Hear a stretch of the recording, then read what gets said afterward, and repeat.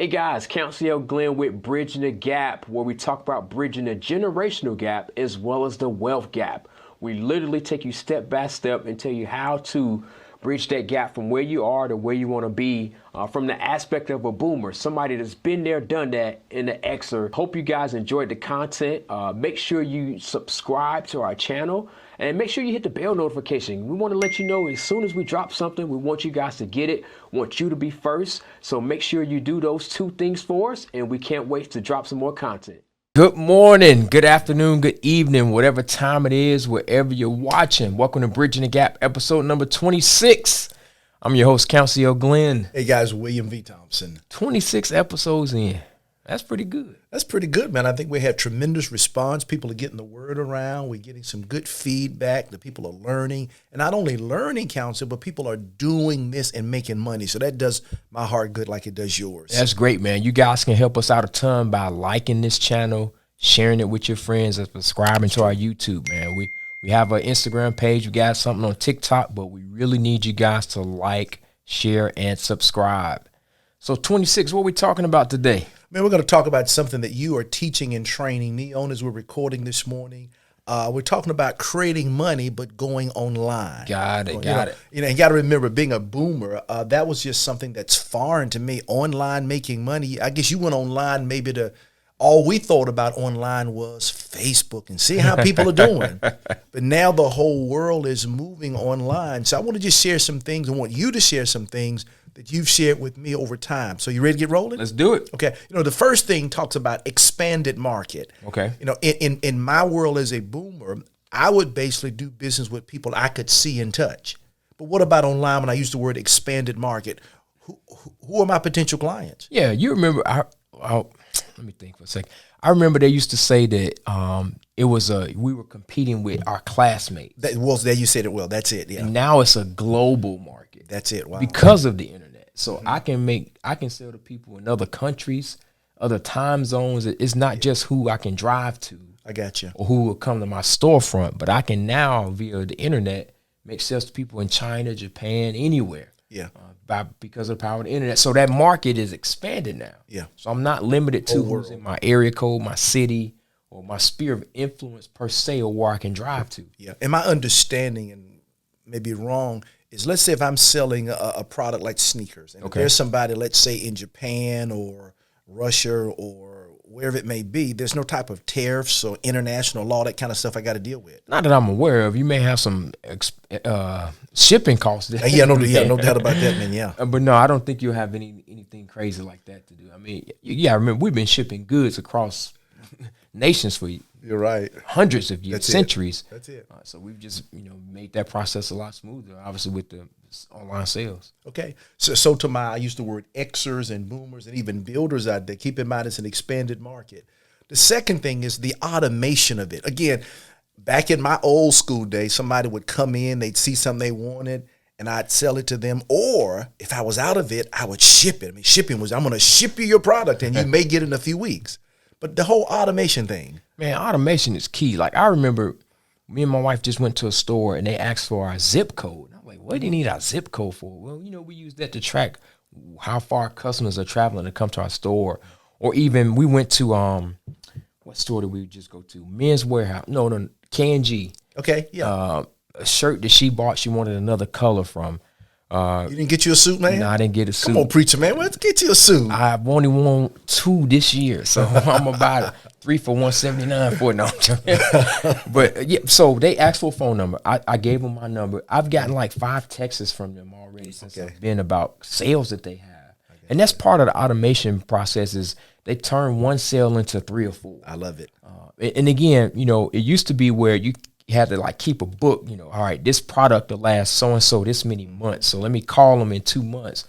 Whereas now you can send an email to automate it, a text message, and just have them order online and auto ship. Yeah. And that's powerful because I'm thinking that when that happens, let's say if you decide to get that suit and they may not have it in stock, but it may be in their warehouse in X, Y, and Z, or another store may have it. Yep. So literally, without you coming back to the store, them having it, they touch their database, and it may be shipped from California because that's who has it. That's how it works. Even like this planner I use, it's a daily planner. It's called My Focus Planner. I put it on auto shipment. So I get one every quarter, and I get an email, hey, your shipment is getting ready to process. They charge me like $5 to ship it.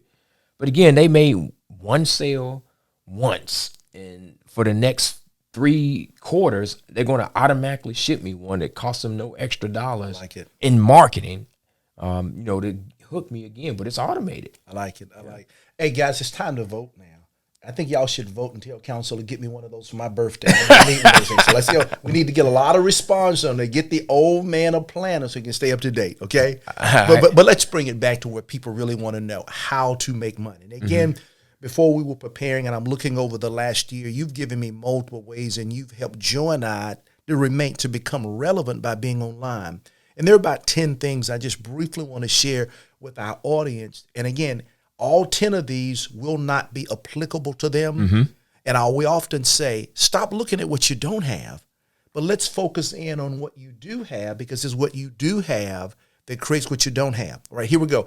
You got us started in courses. Okay. How in the world can I do courses online, and why would people listen to me? Everybody is consuming information. You think about how much people watch videos on YouTube. I mean, people consume information, but one thing people fail to realize is everyone is an expert at something. That's a good point. That's an excellent point. Everyone's an expert at something, and all you have to do is package what you're an expert in and get in front of the people who want to become an expert in what you're an expert in. Yeah, you're right, man. I've seen people online making money in doing yoga. I mean, you would think you'd go to YouTube, get a book, and you're fine, but these people are experts because they've gotten some tremendous benefits. And people are buying their courses like 6 figures. One lady I saw. Yeah. Most people that are selling courses, not most, but a lot of people that are really good at it, they have receipts or proof that they are experts in what they're experts in. And what people will do is they'll pay a premium to learn the step-by-step process to be where you are. I got you. YouTube may not always get that for you. You may have to search and find and trial and error. But if somebody who's doing it or has done it is telling me that they're going to, in a sense, coach me. I got you. Maybe even in a group setting, how to do it for a premium. Let's do it. Good deal, because it's going to speed up my process. I love it. So remember that point. Everybody's an expert in something. You just have to find out that's something for you. Okay. The second, I'm sorry. I've seen people who sell courses on how to recover from divorce. Wow. I mean, all kind of stuff. How to get over postpartum. Just you name a topic. You let your mind run around. Literally, you can become an expert in an area and make a course on it. Well, that sounds good to me. All right. Second thing is what I call new tangible products. In other words, I'm hearing that you can go online and find underpriced items from people like Amazon and resell them and make a profit. People do it all the time, man. Have Amazon stores where they don't have any inventory. They don't even ship it out. They just find something that's underpriced, buy it by bulk, and resell it. And this is new stuff. Yes. Get it. Oh, that's great. Okay. So new stuff, people normally buy it by the pallets. Okay, I got you. Because it's underpriced and they know it is. So they've done some research or their homework on it and buy it in bulk and then list it at what it should be priced at and sell it and make the spread. And I can sell to people in North Carolina, in North Dakota, California, anywhere. Overseas. Yeah. Again, folks, there's no age limit. You don't need a whole lot of money, just the knowledge and the tenacity to develop your step-by-step process. That's it. I like it. All right. Number 3, older products. I mean, you guys are telling me that people are selling sneakers. I got a friend of mine that goes to a flea market and finds clothes and sell them. Give me some more insight about the older stuff. Man, people are buying vintage stuff, especially sneakers. I mean, they really don't lose value. Yeah, I got a pair of, my wife always gets on me because I bought a pair of breads, some 11s. It's like, you never wear them. Why'd you even buy them? I'm like, I don't want to mess them up. If I ever, run across hard times and need some money, I can sell them for more than I bought them for. And you think about it, like, I know a guy, I was at a conference and he had on a nice suit. And I was like, man, how much? That's custom. He's like, man, I bought this at thrift store for $11. Oh my God. Yeah. When they got it tailored, the key to him was you got to go every week. You can't just go once or twice. Like, you have to consistently go and check it out. Yeah. But yeah, man, old items, like finding Pokemon cards. Yeah. Wow. Trading cards are huge. Oh man. Going to yard sales and finding stuff that people are giving away, and you know what the value is. Gary V does it all the time. Now you got to educate the boy. Who's Gary V? How you pronounce his last name? Vandercheck. Okay, that's close enough. I figure. Gary. Okay. So he's a marketing guy. Okay. His mouth may be a little foul for you, so I'm gonna give you a heads up if you look him up. But he's just big on taking action, man. That's it. That's his big thing, on taking action, and he's literally showing people how you can take $100 and turn it into 1,000 going to yard sales. I love it. So I mean, he does it all the time just to show people it's possible. He has a huge following and plenty of money that he doesn't need to, but again, he's trying to show people that, hey, it's possible. Yeah. And again, guys, we're on podcast 26. Go back to our prior lessons that we gave people a lot of tips on ways to create money. So sure, if you're going to buy products, whether it's old or new, you need money. But we've shown you how to create money. All right. What about some services? What about if I'm good at consulting, advising, marketing, etc.? How can I make online with just running my mouth? Get in front of enough of the right people that need your service, man. It's people that pay you to proofread. Yes. If you Fiverr.com, for example. That's why. Explain to some of our audience where's Fiverr? So Fiverr is a site where you can go to as a consumer to purchase services, advertising, marketing, graphic designs, resumes, PowerPoints, proofreading. Also, if I'm selling, if I'm the business person, I can set up a profile on Fiverr to solicit business from people. Yeah. Offer the services that I provide and have them purchase from me. You can literally go to Fiverr and get somebody to proofread a document for you. That is incredible. And that brings back a principle that we teach about imitate until you can innovate. You find companies like Fiverr who are making, I think they're publicly traded too. I think so. Yeah, they're a publicly traded company.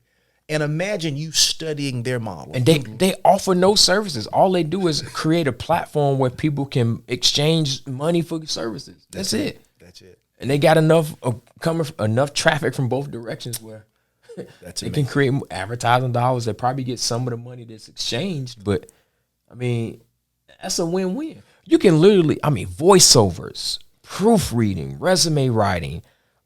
If you're good at some Facebook marketing, if you can manage social media accounts, you know how to get people followers on YouTube or Instagram, somebody will pay you for that. I like it. And even what I have found is becoming really big is online tutorial. Yep. A lot of times kids in Japan and China want their kids to learn English. And I've seen a lot of Americans or those who understand English share, and they're making $20 and $30 and sometimes $50 an hour, and they're at home in their PJs. Teaching English. That's it. So now here's one I hadn't quite wrapped my mind around, and some of you all will understand it better. Influencers. I understand that people out there that are influencers that are making 6 and 7 figures a year because of what? Because of their following. Mm-hmm. So if you have a large enough following, companies will literally pay you to tweet out, take a picture of, share it on Instagram, you with their product. And you see it all the time, man. Like we know a guy, Tim Shropshire. Yeah. Shout out to Sharp if he's watching. Yeah. He's gotten a big enough following where he has a thing now is promote with Sharp, where food companies, I seen a funeral company he did a commercial for. But he has a large enough following where people will pay him to do a mini commercial skit type, setup where he'll either do a food tasting. He's had an organizer come in and organize his office. He's been to a funeral home. And I mean, again, he's getting it in front of enough eyeballs, and he has the viewers, he has the numbers to back up. Hey, listen, if I promote your product, it's going to get in front of the right people. Yeah. Now give us old heads. What's an idea of the number of followers? I know it's probably a subjective question, but about how many would I need that somebody would generally begin to pay me? I got you. So, Okay. Obviously YouTube, the magic number is 1,000. Okay. I'm going to look up Tim right now. Okay, do that, yeah. And and Tim, I guess he started in the comedian, and he's grown. And he even though he's not planning on dying anytime soon, he's promoting a funeral home. So you got some numbers for us? He got 45,000 followers on Instagram. 45. 45. So potentially him making, I'll be conservative, 5 figures a year, maybe up to I don't know, $50,000, $70,000, $80,000 may be possible with that. Easy. Just off promoting other companies, man. I mean, it's crazy, but it's working. And again, he does stand-up comedy. Yeah. But yeah, if you check him out, he got some good stuff, man. He got one with a mechanic. He does a lot of food reviews too. That's his thing. But yeah, Tim is doing again. But I was trying to look up a tweet I saw years ago. It was trying to show the value of a LeBron James tweet. Wow. And it's crazy because today, like today's athletes, for instance, it used to be just contracts and maybe a shoe deal. But now they're on so many commercials, and even their platform, their platform provides them with it if they wanted to monetize it. Wow. It's incredible the value that it could bring. So LeBron James, one tweet from him is valued at $140,000. I'm sorry, one tweet. If he tweeted out something, he has 23. This is as of 2015, so this is a little dated. But a sponsored tweet for LeBron is valued at $140,000. Wow, and that was 2015. Exactly. All right. Hey guys, we know you might never get to that point, but at Tim Shropshire 5 years ago, we never would have thought Tim would have gotten there. Exactly. And but now Tim's possibly, and again, Tim, a lot of shout out to you, man. But that's the kind of stuff that you have to start planning on, because it's possible, and it's free platforms that are being used. Yep. Okay. I got a couple of more, then we'll begin to bring things to a wrap. What about if people just have hardcore things? I got a tangible book. I need to digitize it, but right now it's tangible. Yeah. I mean, is there a market even for that? Yeah, you can sell it on Amazon. You could definitely move that book. Even if you create like a podcast to go along with it, a blog, a Facebook page to gather a following. Absolutely, you can monetize that, sell it online, not just to out of your trunk or when you go to speaking events, but you can list that thing online. Yeah, I know. My first book I wrote like maybe 18 years ago or so, and somehow it got into Amazon. I mean, I'm not sure how it is, but Amazon, it's like, well, my book is on Amazon. Oh God, how did I get my book? But the whole thing is, my publisher in turn, they work things out, and of course I get a little piece of the pie. But it is amazing the outlets out there for anybody. And here's my final one. I know there's probably a lot more. A lot more. But you talk about being like a broker or a deal. You talked about loads for trucking. You talked about real estate. Give us some insight if I want to be a broker, the deal maker. Yeah, so something that you talked me out of, and probably rightfully so. I was looking at getting into trucking, man, just because I saw a lot of people that were doing it. And some people, like, they dabbled in real estate, they dabbled in trucking, they dabbled in a couple things. But right now, trucks are ridiculously high. The price for them, man, you overpaying. 18 months ago, maybe not even that long, one of my buddies, you met him. He came in here.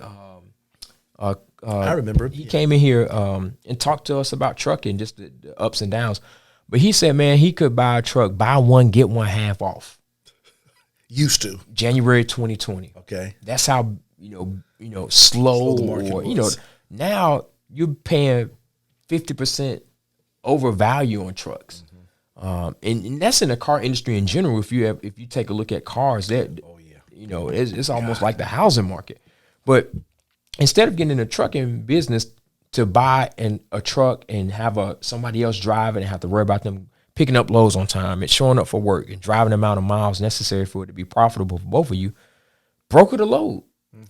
I like that. Find the loads and find somebody else, a few other people that have trucks and drivers and need loads to make money, and broker the loads and make that 20% spread. I like it. I love it. And I'm just going to simply say this.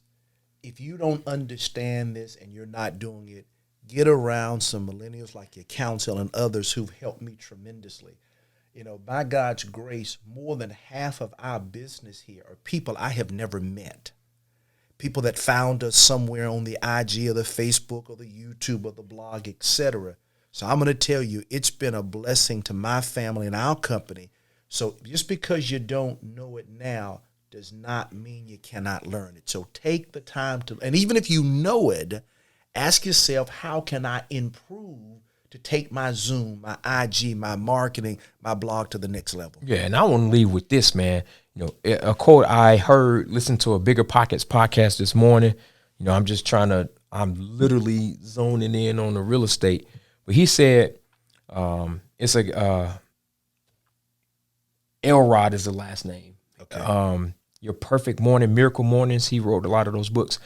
The quote is, every result that you desire is preceded by a process needed to produce the result. Okay, give it to me one more time. One more time. Every result Okay. that you desire Okay, I got it. is preceded by a process needed to produce the result.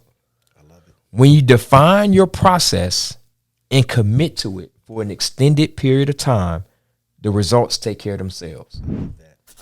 You know, and that hit home with me because, again, about 3 years ago, you blessed me. We were going out to a vacation, my family and I.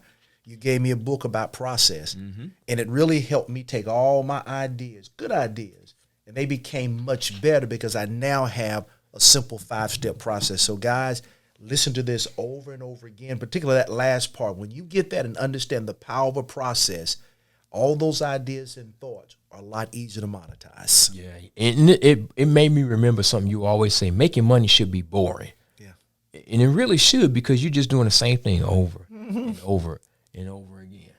that's right. That's all it is. It's just repeating the process. It is, man. The results will take care of themselves. I love it. Well, again, guys, I'm going to close this out. Hey, make sure that you like, you share, you get the word out on what we're doing here in Bridging the Gap. Old and young people do this, and life needs to change. Again, I'm William V. Thompson. Council Glenn. See you next week.